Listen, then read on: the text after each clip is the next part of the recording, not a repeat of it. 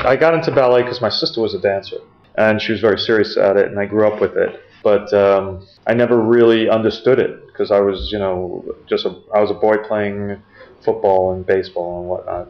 But I thought that because it was from my childhood, it just meant something to me. So when I started to think about worlds to set movies in, ballet was one of those worlds. And I felt that, it really hadn't been done seriously in a realistic way ever. I mean, there's been lots of romantic coming-of-age stories set in the ballet world. And when you see ballet, it looks incredibly beautiful and effortless. It's so effortless that in some ways it looks easy.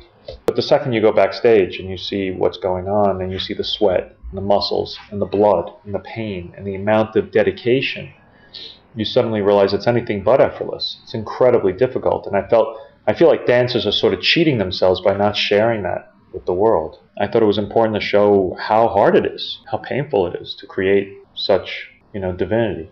Was Black Swan the initial idea to make this as a metaphor in a way? Well, it took a long time. I mean, it started about 10 years ago.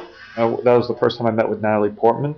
And then there was just a long time of developing it and turning it into something.